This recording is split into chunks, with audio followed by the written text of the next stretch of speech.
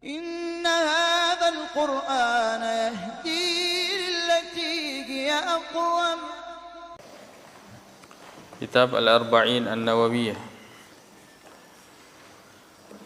Bismillah walhamdulillah wassalatu wassalamu ala rasulillah wa ba'd. Qala al-Imam An-Nawawi rahimahullahu ta'ala, Al-Hadithu Sadisa Ashara, hadis yang ke-16. An Abi Hurairah, hadisnya datang dari Abu Hurairah Abdurrahman ibnu Sakhrin radhiyallahu anhu, anna rajulan, sungguhnya seseorang berkata, lin Nabi sallallahu alaihi wasallam, kepada Nabi sallallahu alaihi wasallam. Ini menunjukkan bahwa majelis ilmu itu harusnya dibuka umum selama tidak menimbulkan mudarat atau fitnah. Biarkan orang-orang yang walaupun dia tidak dikenal datang. Seperti ini, seseorang berkata kepada Nabi SAW. Sahabat tidak menyebutkan siapa orang tersebut,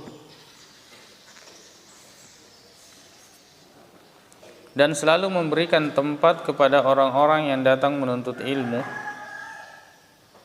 Seperti dalam hadis Jibril yang masyhur di riwayat Muslim, yaitu ketika Jibril berwujud manusia mendatangi Nabi sallallahu alaihi wasallam. Mendatangi Nabi sallallahu alaihi wasallam. Maka kemudian Jibril pada saat itu langsung menemui Nabi sallallahu alaihi wasallam. Anna rajulan qala lin Nabi sallallahu alaihi wasallam. Ini juga penting untuk kita mendatangi orang-orang yang memiliki ilmu untuk kita bertanya tentang perkara-perkara agama. Sebab pertanyaan itu tidak akan pernah lolos pertanggungjawaban. Ketika kita melakukan sesuatu yang bertentangan dengan syariat, kemudian kita nanti ditanya untuk pertanggungjawabkan, kita mengatakan tidak tahu, maka pertanyaan selanjutnya, kenapa kamu tidak bertanya? Padahal Allah Subhanahu wa taala berfirman, fas'alu ahla dzikri in kuntum la ta'lamun.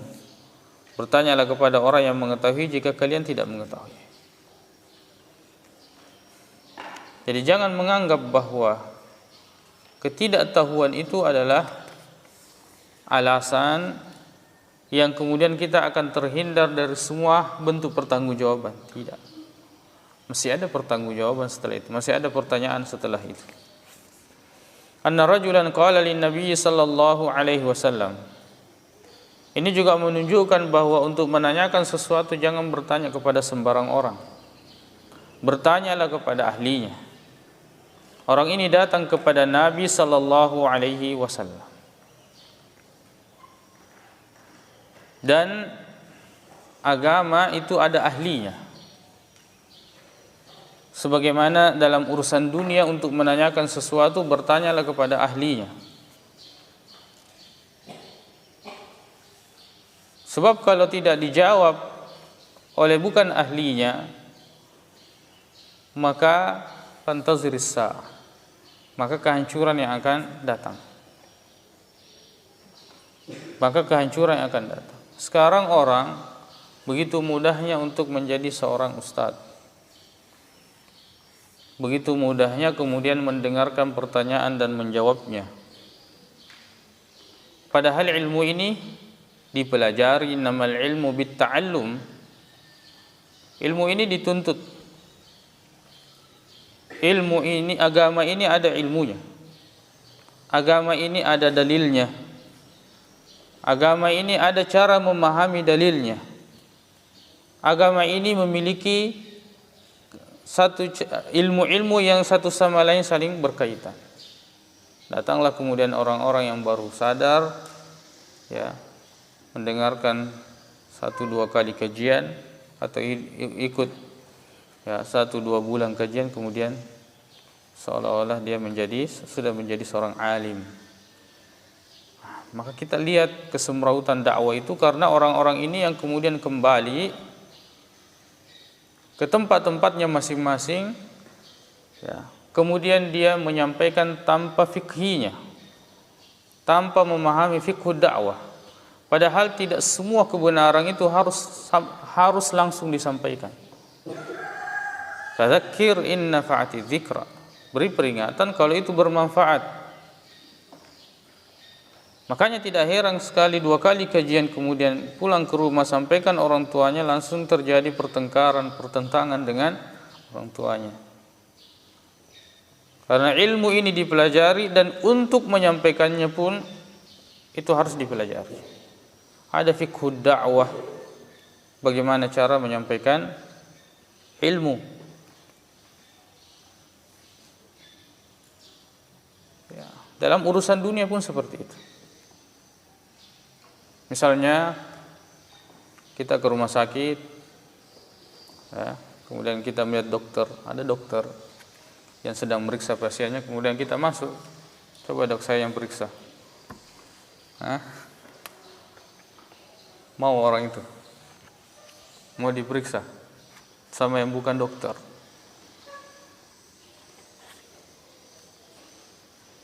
Jadi agama ini ada ahlinya. Ada ahlinya. Tidak boleh ditanyakan di sembarang orang. Tidak boleh didebatkan di sembarang orang. Allah mengatakan, bertanyalah kepada ahlu dzikri jika kalian tidak mengetahui. Ausini, orang itu mengatakan, ya Rasulullah, berilah wasiat kepada aku. Pentingnya meminta wasiat kepada orang yang berilmu. Penting sekali meminta wasiat kepada orang yang berilmu. Bahkan ini adalah kebiasaan orang-orang berilmu ketika bertemu satu sama lain.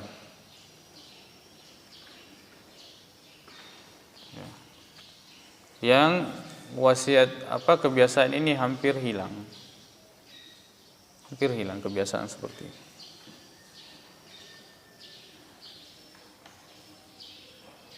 Dan saya masih mengetahui beberapa orang yang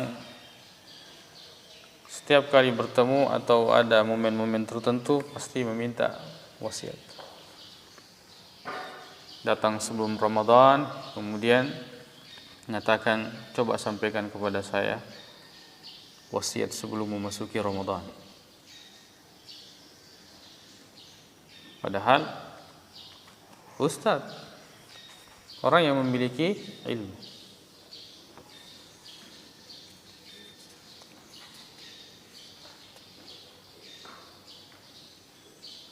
Qala la taghdab.